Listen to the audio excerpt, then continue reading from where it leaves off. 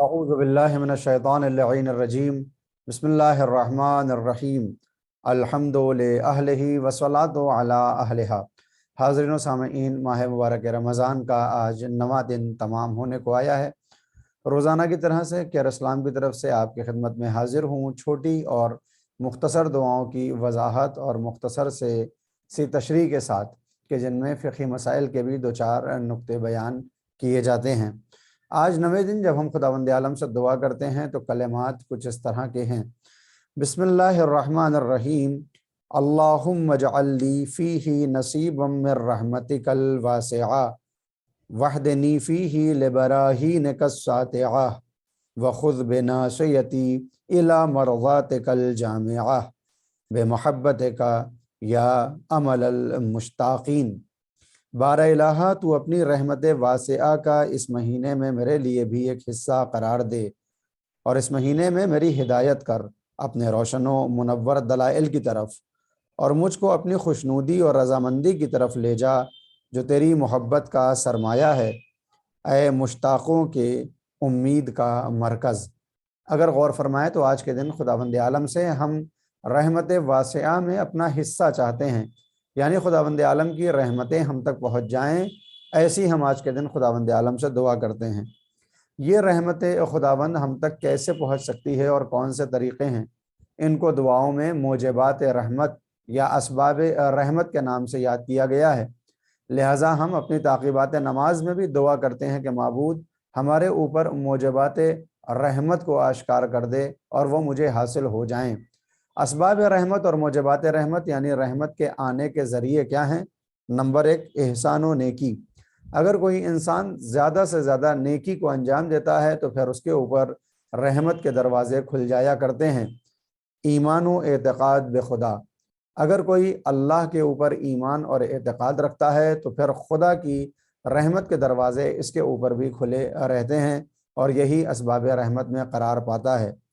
याद खुदा, हर वक्त अपने खुदा को याद रखना और याद करना, ये दोनों चीज़ें रहमत के सबब में शुमार हुआ करती हैं। अफ़्व गुज़श्त, दूसरों को मुआफ़ करना, कि जब हम दूसरों को मुआफ़ करेंगे तो खुदावंद आलम की रहमत भी हमारे शामिल हाल होगी और हमारे गुनाहों की भी माफ़ी हो सकेगी। इताअत खुदावंद व रसूल, अल्लाह और उसके रसूल की इताअत करना, कि ये भी रहमत के पहुँचने का एक सबब करार पाती है।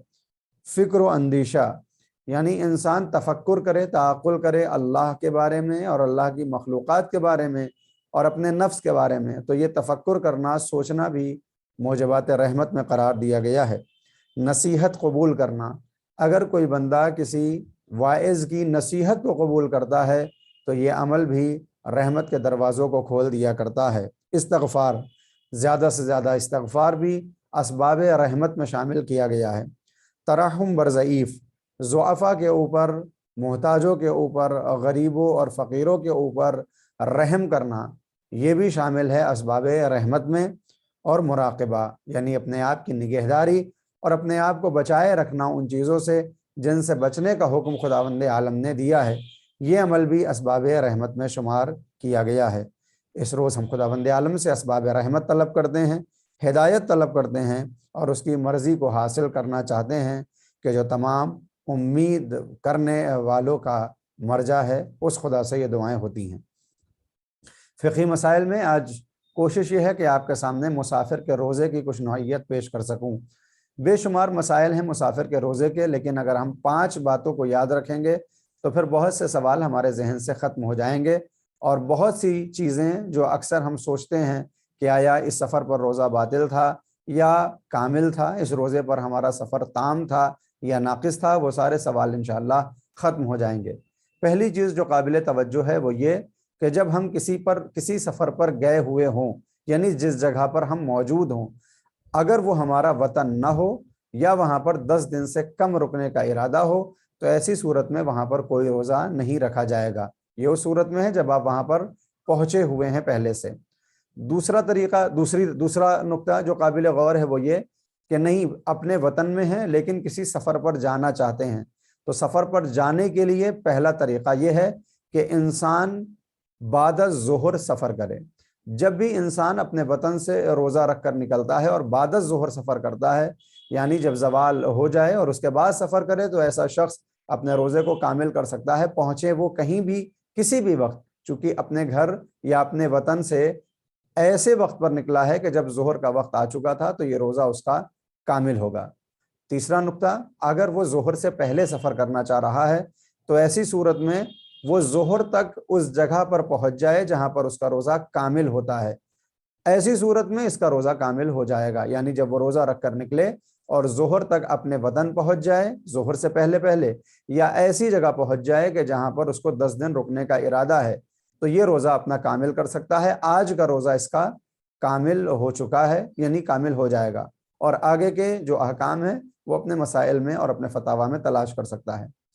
لیکن ان کے علاوہ جو سب سے قابل غور بات ہے کہ مثال کے طور پر اگر کوئی اپنے گھر سے سفر کرنا چاہتا ہے، لیکن وہ جانا تو صبح میں چاہتا ہے، پر پہنچے گا 3 بجے اس جگہ پر کہ جو اس کا دوسرا وطن ہے یا جہاں وہ ٹھہرنا چاہتا ہے، ایسی صورت میں یہ شخص روزہ نہیں رکھ سکتا، کیونکہ یہ ظہر کے بعد پہنچ رہا ہے۔ لیکن روزہ نہیں رکھ سکتا کا مطلب یہ بھی نہیں ہے کہ یہ اپنے گھر سے ہی کھا پی کر نکلے، نہیں، بلکہ ہر صورت میں جب یہ سفر کرے گا تو اپنے گھر سے بغیر کچھ کھائے پیے نکلے گا، جیسے کہ اس کا روزہ ہو، اور جب وہ شہر سے باہر پہنچ جائے گا، جسے حد ترخص کہا جاتا ہے، وہاں پر یہ اپنا روزہ کھول دے گا، اور عید کے بعد یہ اپنے ایک روزے کے بدلے میں ایک ہی روزے کو انجام دے گا۔ اگر ان 5 باتوں پہ ہم نے غور کر لیا تو سارے مسئلے انشاءاللہ واضح ہو جائیں گے۔ لیکن مسافر کے روزے اور نماز کے جو اور مسائل ہیں وہ آنے والی کلپس میں آپ کی خدمت میں پیش کیے جائیں گے۔ خلاصے کے طور پر بتا دوں کہ اپنے گھر سے سفر کرنے والا کہیں بھی جا رہا ہو، اس کو روزہ رکھ کے جانا ہوگا۔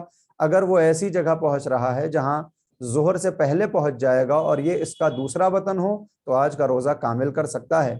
یا پھر سفر پر جا رہا ہے، اتنی دوری کا سفر ہے کہ وہ پھر ظہر سے پہلے پہلے اپنے وطن واپس آ سکتا ہے، تو اس دن بھی یہ روزہ رکھ سکتا ہے۔